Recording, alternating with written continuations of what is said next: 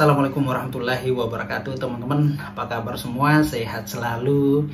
Jumpa lagi dengan saya Isram. Terima kasih masih stay nonton video YouTube saya Isram Law, video yang membahas tentang hal-hal berkaitan dengan hukum. Nah, teman-teman, melalui video ini saya ingin berbagi ilmu, berbagi pengetahuan tentang seputar dunia hukum. Nah, segmen kali ini, teman-teman, saya mau bahas mengenai perselingkuhan ya. Bang, apakah pasangan yang telah melakukan perkawinan ketika melakukan perselingkuhan itu bisa dituntut pidana? Nah, ini mengenai perselingkuhan ya, teman-teman ya. Jadi bagi pasangan yang sudah melakukan perkawinan, maka sebaiknya hormati, jagalah rumah tanggamu. Jangan melakukan tindakan-tindakan yang aneh-aneh ya. Jangan lakukan hal-hal yang aneh-aneh yang dapat merugikan hubungan perkawinan kalian. Maka sebaiknya jaga hubungan kalian, jangan lakukan perselingkuhan, perzinahan, main serong dan apalah itu ya. Maka dari itu hormati pasangan sahmu.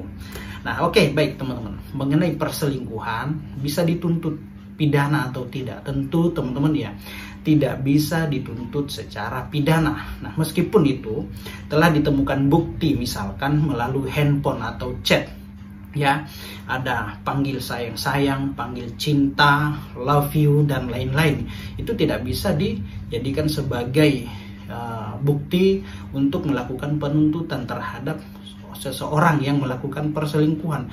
Ataukah mungkin ditemukan sedang berdua-duaan, sedang berjalan di suatu tempat pegangan tangan. Nah, bisa nggak dijadikan sebagai bukti untuk melakukan pengaduan ke kantor polisi? Ya, tentu tidak teman-teman ya. Jadi yang ingin saya sampaikan bahwa di dalam hukum kita, KUHP khususnya ya, belum ada delik atau tidak ada klausula, tidak ada pasal yang menyatakan di sana bahwa perselingkuhan itu dapat dituntut pidana kecuali dia melakukan perzinahan. Nah, ini lain cerita nih ya. Ketika pasangan sah melakukan perselingkuhan lalu kemudian dibarengin dengan suatu tindakan perzinahan, maka dapat dituntut secara pidana. Dan perzinahan itu harus dibuktikan. Ya, harus dibuktikan. Kalau tidak bisa dibuktikan ya bingung juga nantinya. Jadi sesuai dengan pasal 284 mengenai zina, ancaman pidananya itu ya 9 bulan, dan hanya pihak istri atau suami yang boleh dapat melakukan pengaduan ke kantor polisi. Karena ini sifatnya delik aduan absolut, maka hanya pasangan sahnya yang boleh melakukan pengaduan ke kantor polisi. Nah, itu ya teman-teman ya.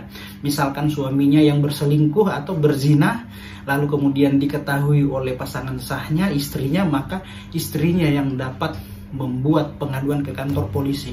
Walaupun persoalan ini sudah diketahui oleh khalayak ramai, oleh publik, tetapi kalau tidak diadukan, maka pihak kepolisian tidak bisa melakukan tindakan hukum atau melakukan proses terhadap sang suami, kecuali ada pengaduan dari sang istri, baru boleh dilakukan proses terhadap si suaminya. Nah, dan ingat ya, namanya delik aduan ya, itu bisa dicabut kembali. Nah, ketika misalkan sudah dilaporkan nih, diadukan ke kantor polisi, lalu kemudian sudah berjalan ya prosesnya, naik pada tahap penyidikan, dan di kemudian hari istri mencabut kembali pengaduannya, maka kewenangan pihak penyidik berhenti atau stop untuk melakukan proses penyidikan terhadap kasus yang telah dilakukan oleh suaminya dalam hal melakukan tindakan zina. Nah, itu ya teman-teman ya.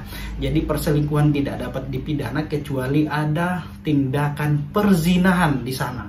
Itu baru bisa dituntut secara pidana, dan itu pun harus ada yang mengadukan. Siapa mengadukan ya? Itu istri sahnya atau pasangan sahnya. Nah, jadi jelas ya teman-teman ya. Jadi semoga apa yang saya sampaikan ini mengenai perselingkuhan, perzinahan ini jelas ya, dan bermanfaat untuk kita semua sebagai pembelajaran hukum. Demikian, salam keadilan.